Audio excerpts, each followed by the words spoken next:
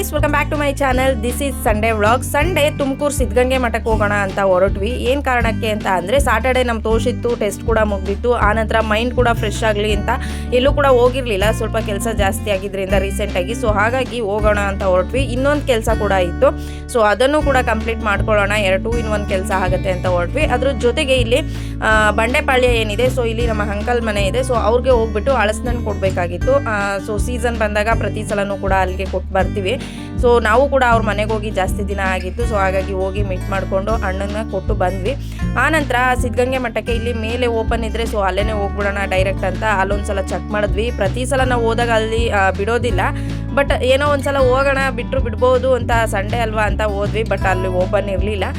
9ನೇ ತಾರೀಕಿಂದ 19ರವರೆಗೂ ಕೂಡ ಇಲ್ಲಿ ಸಿದ್ಧಗಂಗೆ ಮಠದ ಎಕ್ಸಿಬಿಷನ್ ಸ್ಟಾರ್ಟ್ ಆಗ್ತಾ ಇದೆ, ಜಾತ್ರಾ ಮಹೋತ್ಸವ. ಸೊ 117ನೇ ಸಿದ್ಧಲಿಂಗೇಶ್ವರ ಜಾತ್ರಾ ಮಹೋತ್ಸವ ಆರಂಭ ಆಗ್ತಾ ಇದೆ. ಸೊ ಯಾರೆಲ್ಲ ವೆಯ್ಟ್ ಮಾಡ್ತಾ ಇದ್ದೀರಾ, ಸೊ ಯಾರಿಗೆ ಅಂದರೆ ಗೊತ್ತಿರಲ್ಲ ಅಲ್ವಾ, ಸೊ ಹಾಗಾಗಿ ನಿಮಗೆ ವಿತ್ ಪ್ರೂಫ್ ಸಮೇತ ತೋರಿಸಿದ್ದೀನಿ, ನೀವು ನೋಡ್ಕೊಳ್ಳಿ. 9ರಿಂದ 19ರವರೆಗೂ ಕೂಡ ಜಾತ್ರೆ ಇರುತ್ತೆ, ಎಕ್ಸಿಬಿಷನ್. ಸೊ ನಾನಂತೂ ಪ್ರತಿ ವರ್ಷ ಈ ಒಂದು ಸಿದ್ಧಗಂಗೆ ಮಠದ ಎಕ್ಸಿಬಿಷನ್ಗೆ ವೆಯ್ಟ್ ಮಾಡ್ತಾ ಇರ್ತೀನಿ. ಏನೋ ಒಂಥರ ಖುಷಿ, ನನಗಂತೂ ತುಂಬಾ ಇಷ್ಟ. ಯಾಕೆ ಅಂತ ಅಂದರೆ ಪ್ರತಿಯೊಂದ್ರ ಬಗ್ಗೆನೂ ಕೂಡ ಮಾಹಿತಿ ಕೊಡ್ತಾರೆ ಅಲ್ವಾ, ಸೊ ಹಾಗಾಗಿ ನನಗಂತೂ ತುಂಬಾ ಇಷ್ಟ. ಅದ್ರ ಜೊತೆಗೆ ಮಕ್ಳನ್ನ ಕರ್ಕೊಂಡು ಹೋದ್ರೆ ತುಂಬಾ ಹೆಲ್ಪ್ ಆಗುತ್ತೆ. ನಾವು ಅಲ್ಲಿಗೆ ರೀಚ್ ಆದಾಗ ಆಲ್ಮೋಸ್ಟ್ 1 ಗಂಟೆ ಆಗಿತ್ತು. ಮಕ್ಕಳೆಲ್ಲ ಊಟಕ್ಕೆ ಅಂತ ಓಡಾಡ್ತಿದ್ರು. ಸೊ ನೋಡ್ಬೋದು, ಎಲ್ಲರೂ ಕೂಡ ವಸ್ತ್ರವನ್ನು ಮೈ ಮೇಲೆ ಹಾಕೊಂಡು ಓಡಾಡ್ತಾ ಇದ್ದಾರೆ.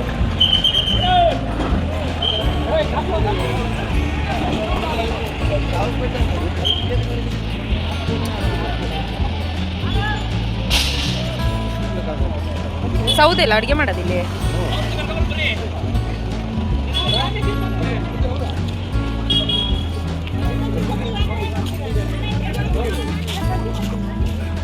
ಸೊ ಸೌದೆಗಳನ್ನು ಕೂಡ ತಗೊಂಬಂದು ಕೊಡ್ತಾ ಇದ್ರು ಅಂತ ಅಂದರೆ ಮರ ಏನಾದರೂ ಕುಯಿಸಿ ಹೆಚ್ಚಾಗಿದ್ದರೆ ಸೊ ಇಲ್ಲಿಗೆ ಮಠಕ್ಕೆ ತಂದು ಹಾಕ್ತಾರಂತೆ. ಸೊ ನನಗೂ ಕೂಡ ಗೊತ್ತಿರಲಿಲ್ಲ. ಆ ನಂತರ ಗದ್ಗೆಗೆ ಹೋಗೋದಕ್ಕೆ ಹೋಗಲಿಲ್ಲ. ಸೊ ಎಷ್ಟೊಂದು ಸಲ ಬಂದಿದ್ದೀವಲ್ವ ಅಂತ ನಮಗೇನೋ ಬೇರೆ ಕೆಲಸ ಇದ್ದಿದ್ದರಿಂದ ಫ್ರೆಂಡ್ಸ್ ಎಲ್ಲ ವೆಯ್ಟ್ ಮಾಡ್ತಾ ಇದ್ರು ಅಂತ ಹೊರಗಡೆನೇ ಕೈ ಮುಗಿದ್ಬಿಟ್ಟು ಈ ಕಡೆ ಬಂದ್ವಿ.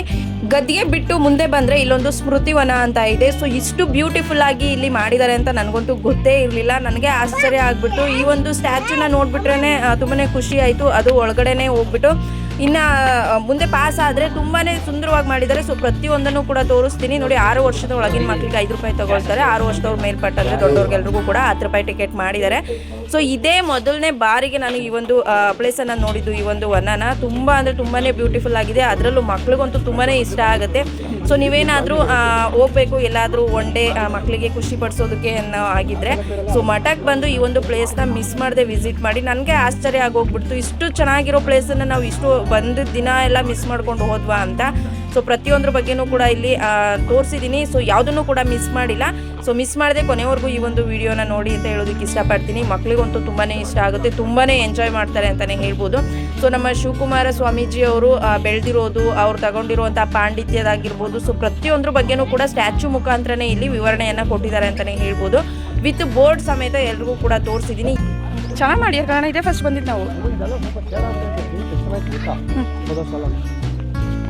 ನಾವೇನು ಬಂದಿರಲಿಲ್ಲ ಇದಕ್ಕೊಂದ್ಸಲ.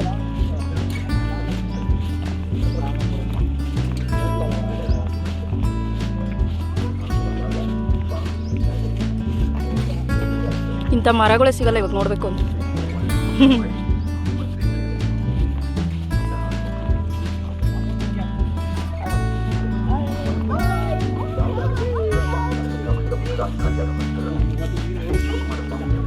ಯಾವುದು?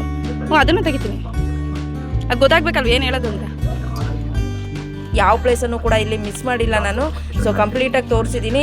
ಎಲ್ಲರೂ ಕೂಡ ಕೊನೆವರೆಗೂ ಕೂಡ ವಾಚ್ ಮಾಡಿ ಅಂತ ಹೇಳೋದಕ್ಕೆ ಇಷ್ಟಪಡ್ತೀನಿ.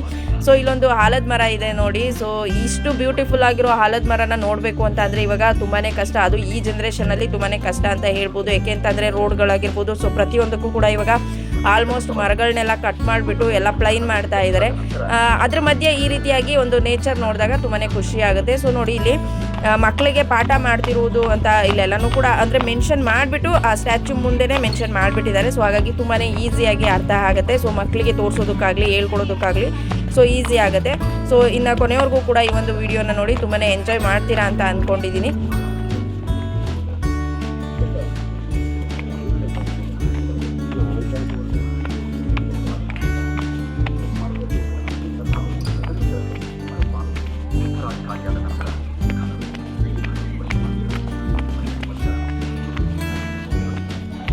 ಮಕ್ಕಳಿಗೆ ಆಟ ಆಡೋದಕ್ಕಂತೂ ತುಂಬ ಅಂದರೆ ತುಂಬಾ ಚೆನ್ನಾಗಿದೆ ಈ ಒಂದು ಪ್ಲೇಸ್ ಅಂತಲೇ ಹೇಳ್ಬೋದು. ಸೊ ನೋಡಿ ಎಷ್ಟು ಮಕ್ಕಳಿದ್ದು ಅಂತ ಅಂದರೆ ಸಂಡೇ ಆಗಿದ್ರಿಂದ ತುಂಬ ಮಕ್ಕಳು ಎಂಜಾಯ್ ಮಾಡ್ತಾ ಇದ್ರು. ಅದ್ರ ಜೊತೆಗೆ ನಮ್ಮನೆ ಇಬ್ರು ಮಕ್ಕಳು ಕೂಡ ತುಂಬಾ ಎಂಜಾಯ್ ಮಾಡಿದ್ರು. ಸೊ ನಾನು ಹೋಗಿದ್ದ ಕೆಲಸ ಬಿಟ್ಬಿಟ್ಟು ಬರೀ ಇವ್ರನ್ನ ಆಟ ಆಡ್ಸ್ಕೊಂಡು ಕುತ್ಕೊಳ್ಳೋದೇ ಆಗೋಯ್ತು ನಂದು.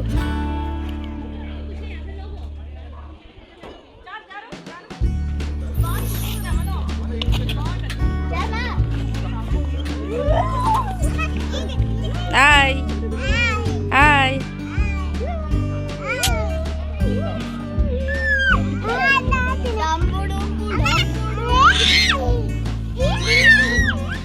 ಕೂತು.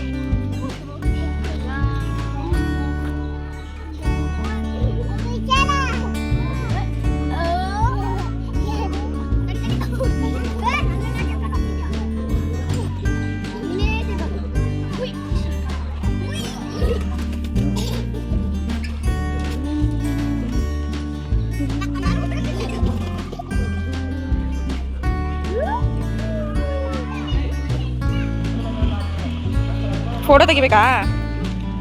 ಇದರ ಒಂದು ಕಂಟಿನ್ಯೂಯೇಷನ್ ವ್ಲಾಗಲ್ಲಿ ಸೊ ನಾವು ಏನಕ್ಕೆ ಬಂದಿದ್ವಿ ಅನ್ನೋದ್ರ ಬಗ್ಗೆ ಮಾಹಿತಿಯನ್ನು ಕೊಡ್ತೀನಿ. ಮಿಸ್ ಮಾಡದೆ ವಾಚ್ ಮಾಡಿ ಅಂತ ಹೇಳೋದಕ್ಕೆ ಇಷ್ಟಪಡ್ತೀನಿ. ಈ ಒಂದು ವಿಡಿಯೋ ಇಷ್ಟ ಆಗಿದ್ರೆ ಲೈಕ್ ಮಾಡೋದು ಮರಿಬೇಡಿ.